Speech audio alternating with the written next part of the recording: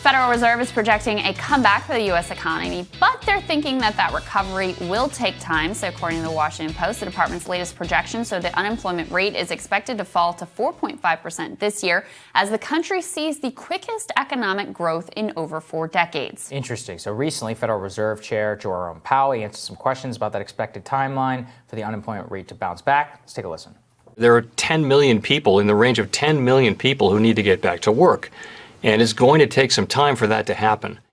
So Washington Post economics reporter Jeff Stein joins us now to discuss those projections, state of the U.S. economy really at large. Jeff, we finally saw the passage of those stimulus checks. They've gone out, I think 90 million or so, according to the Treasury Department. So considering the checks, Federal Reserve, Jerome Powell's outlook and more, are things good? Are things bad? How is the unemployment situation going to look in the next couple of months?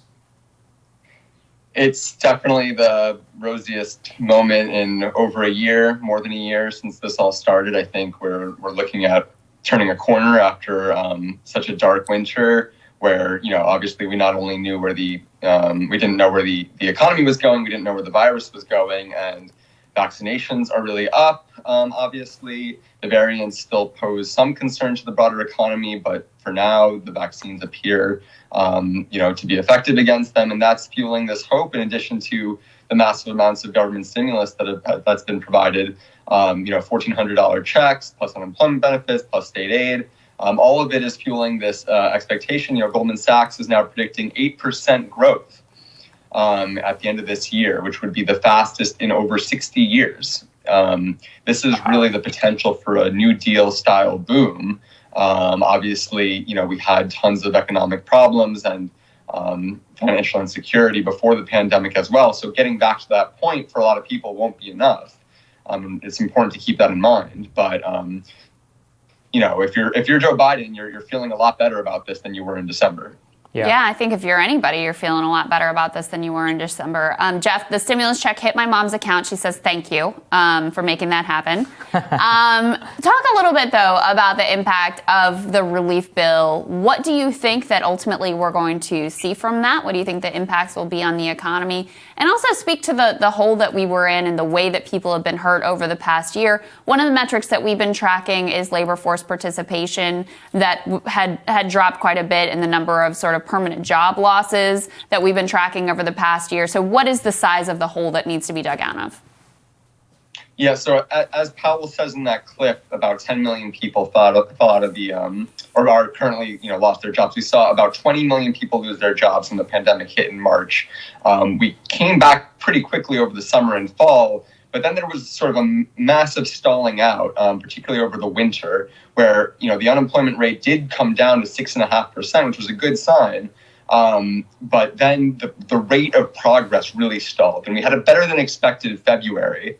But it was still, if you take the numbers from February, the rate of return, you could call it, to get back to full employment, we are still over 2 years away from the pace set in February. So it will really take this stimulus to change that dynamic, to really elevate the pace of increase, or we are looking at a much, much, much slower and longer term recovery. Some people are obviously talking about this danger of inflation, and that was sort of the big buzz at Powell's press conference. That question really depends on a couple different things. One, we really are going to see an increase in inflation probably in April or May. That's just because prices really declined quite dramatically last April when the pandemic was beginning. And now that the stimulus checks are going out and now that the economy is turning a corner, it's a good thing that we're seeing inflation. It's a sign of progress, that the economy is rebounding.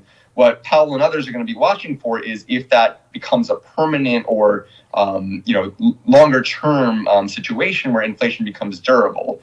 And that is kind of contingent on a bunch of factors, but perhaps the most important is what you believe the American economy is capable of. I mean, these questions get very abstract, but the predictions of dangerous inflation that CBO and some other DC forecasters have put out are contingent on this idea that the output gap, sort of the real economy versus the potential economy, sort of what the real GDP numbers are versus what the potential for the American economy to grow is, what you believe that dynamic is. Because if you believe, as the CBO does, that we were growing above our potential in 2019, then the stimulus that Biden approved is likely to put us even further, we'll recover to where we were and go above that. And that's why they're saying inflation, because, the real economy would be faster than the potential, and that leads to a spike in asset prices of inflation.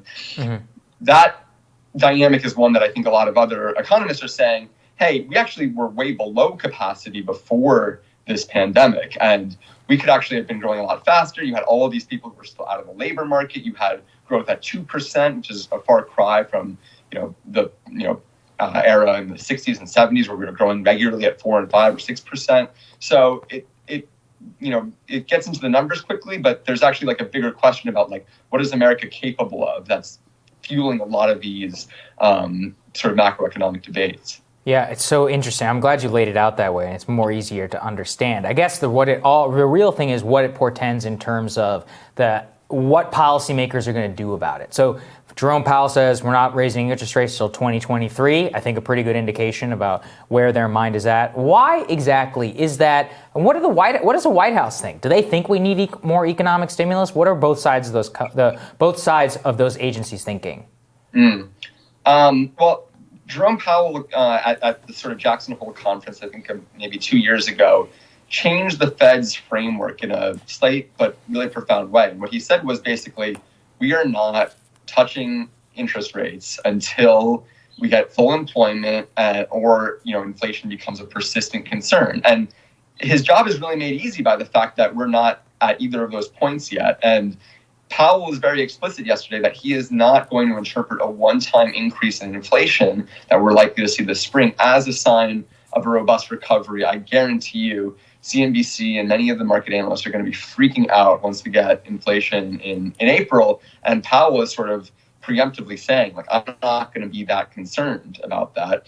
On the White House front, it's a really good question. And actually, I'm trying to report that out this week.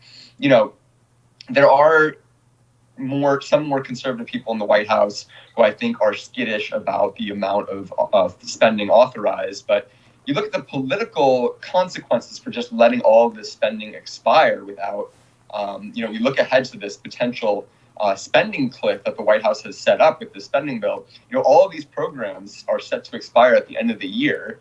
And while we could see tremendously fast growth under Biden, this year, the midterms aren't till next year. And so we could see a potential swing in the Republicans' direction if the economy sputters because all of this spending from the government that people have gotten used to sort of dissipates if there isn't another round of stimulus checks, if unemployment doesn't return and the unemployment benefits go away.